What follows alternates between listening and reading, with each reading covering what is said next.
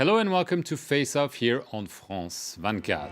The national unity is no more after the third major terrorist attack on French soil in the past 18 months. The solidarity between political parties has largely vanished. Immediately after the Bastille Day tragedy in Nice, the opposition conservatives pounced on the government for its failure to protect the French people, with next year's elections clearly on their minds. With me to discuss this national unity that's essentially left, Jean-Marc Conin with Le Figaro magazine and Philippe Turle from Radio France Internationale. What a difference it makes. After the attacks in Paris back in January and in November of last year, the French political class largely stood behind the president in the fight against terrorism. But after the drama on the Riviera, François Hollande is clearly in the crosshairs. President François Hollande under fire following a third major attack on French soil in 18 months. His long-standing rival, Nicolas Sarkozy, head of the opposition Republicans Party, says Hollande has not done enough to ensure security. I have been head of state and know that there's no such thing as zero risk. I know that perfectly well. I also know that we cannot fight each other and tear each other apart when the victims have not even been buried. But I want to say, because it's true, that everything that needed to be done over the last 18 months has not been done. That prompted a swift response from the Prime Minister Manuel Valls and the Interior Minister Bernard Cazeneuve. They stated in a communiqué that under the current government there have been 3 anti-terror laws. Funding is up 17% for security forces compared to a decline in funding under Sarkozy, and no government has done as much to fight terrorism. In the current situation of mourning, all our nations should gather and unite. This goes for the population and also politicians who have to remain dignified and speak the truth. The ruling socialists, however, are under pressure from other centre-right leaders and also the far-right National Front, which accuses the government of being naive in how to deal with radical Islam. The open display of political rivalry takes place as the 2017 presidential election nears. Jean-Marc Conin, what a difference in terms of the reactions of politicians. Even the polls are showing a difference. Le Figaro published a poll this week. We can see the numbers while we discuss, showing that only a third of the French still trust the president and the government when it comes to fighting terrorism. This is down from half of the French in previous attacks. Clearly, there is a problem there. There's clearly a problem. Well, it's the third time. There's third national drama within less than 2 years. And we're not counting many other attacks or foiled attacks. Yeah, I mean really the national dramas, that is the Charlie Hebdo tragedy, the 13th of November in Paris, and then this happening on the French Riviera. So I think people feel wrongly or rightly that government is not doing enough to protect them. That's one of the reasons. Then you have the political class itself dividing, because they have seen also what the socialists have been doing in the last months. There are laws of exception, measures have been taken, but the reluctance with which those pieces of legislation have been discussed within the ranks of the socialist MPs have given the impression that they were not all on the same page, and some of them would be ready to be a bit soft on crime. And this is also the way it's exploited by the opposition. Right. I mean, is this a fair assessment of the socialists? As we saw in this report, they've said, we've voted low, we've put a lot of mechanism into place, we've put more money, more people. This is unfair, this is just crass politics.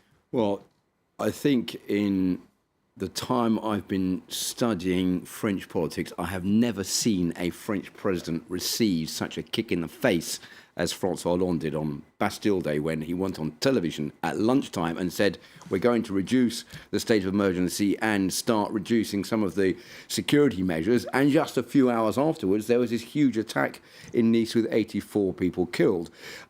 So it was, I think, unfortunate for him that happened on the same day that he was trying to reassure people to say, yes, we have the situation under control, and then this happens on the same day. He didn't say that, to be fair. He said No, the threat is still there. He was implying, saying we've done a lot, we have increased security in this country, and as the report said, the government, the socialist government, has done more than any other to increase the security of France and make people feel safer. But the problem is that no one is completely sheltered from this kind of attack taking place.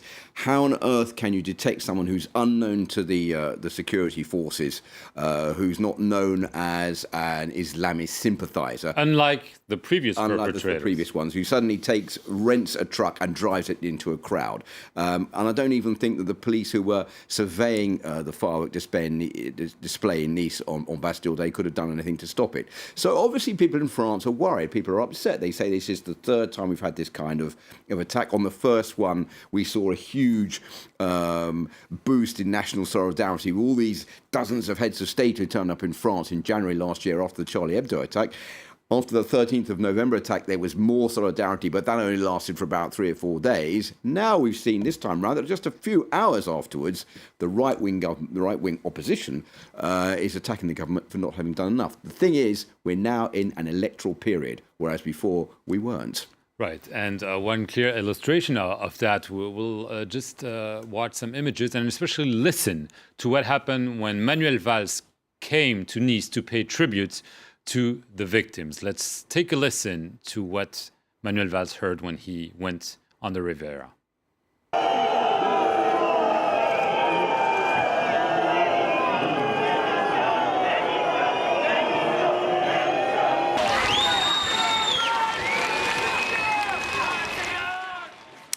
Boos, some calls for resignation. Obviously, this was a very large crowd, but still, this will stay. This will stay, but you have to bear in mind that this happened in Nice. Nice is a very special city. It is one of the cities, or probably the big city in France where the Front National gets its best figures in elections. Nice is a place where you have a lot of French people who had to resettle after the independence of Algeria, and many of them settled in Nice, and they have hard feelings towards North African population, especially Algerian. And it's also a city where a lot of immigrants settled, and the tensions are running high in this place. So this is also the product of. So there's a local fact. There's a local fact. Paris is a very different population. Nice is a place where there are a lot of tensions. And when we see the former mayor of Nice, who is now the president of the southern region of France, Christian Estrosi was the guy who took the first shot at government, saying they are not doing anything, and he is under the pressure of the Front National very strongly. He almost lost the election, and he has one of the women of the Le Pen family as a direct rival to his power in this very region. So this explains a lot of what has been going on in Nice in the last days. But Philip, maybe we can broaden this to a national level. Obviously, you have the ruling socialists struggling in the polls. For now, they wouldn't qualify for round 2 of the presidential election. And so you have the National Front. Its leader, Marine Le Pen, made a few statements, but she doesn't need to speak that much. And what many observers are saying is that the toughness, the attacks from the right on the government is also a way for them to try to snuff out the support that could go to the National Front. Well, if you look at what the opinion polls are saying ahead of the next elections, which take place in April and May next year, François Hollande is at rock bottom in those polls and virtually has no chance of re-election. He's desperately trying to claw his way up a little bit, which I think explains why he was making these remarks during his Bastille Day television interview.